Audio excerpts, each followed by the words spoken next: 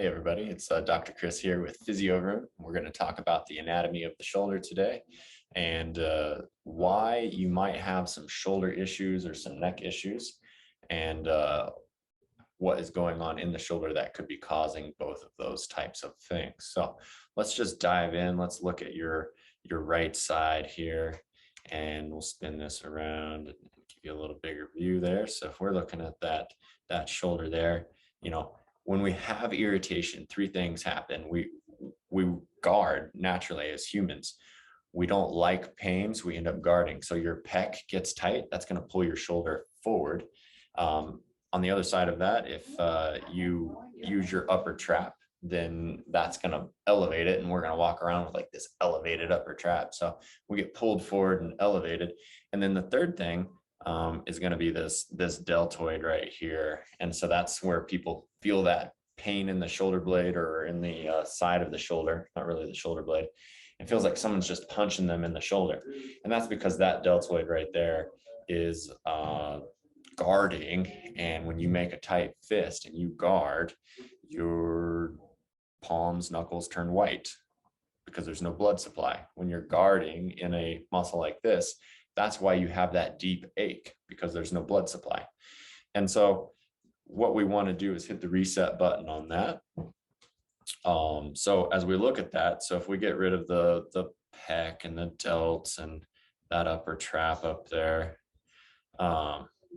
let's keep that upper trap in the back.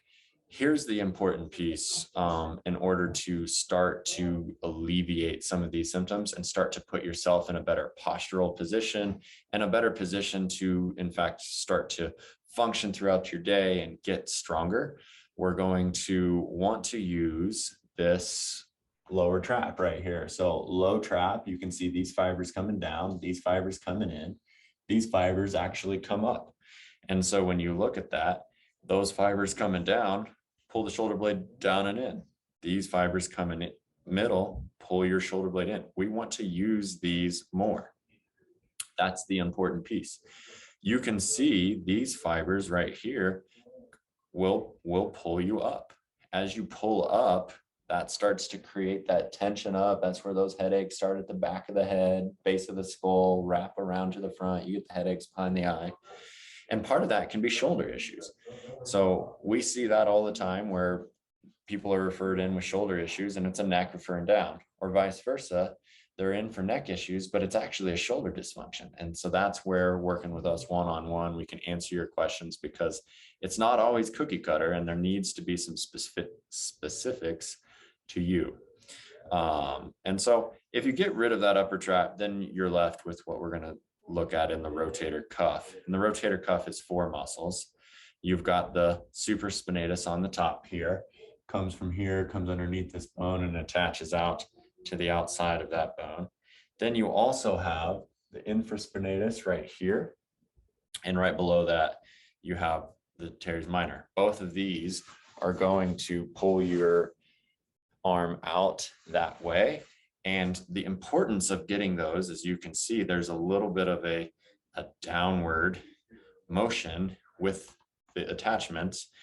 And so with that downward motion right there, you're going to be able to create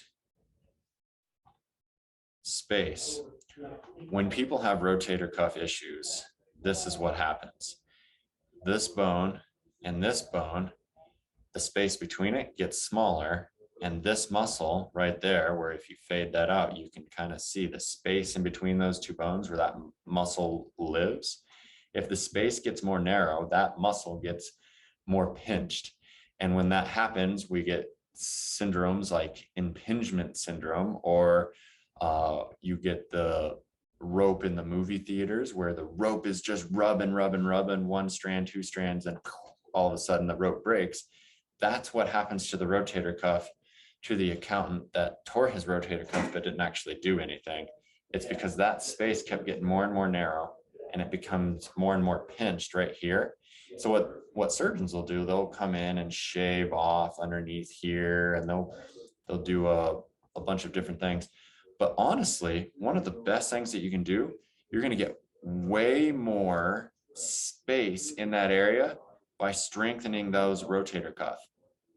And then if you combine that with that lower trap and you pull this whole shoulder blade down and in, and you pull that down and in, your upper trap is going to get less tight and you're going to have less neck and irritation dysfunction up through there, because we're setting yourself up into a better postural position. So if you have questions about any of that, or if this is something that you want to look at, give us a call.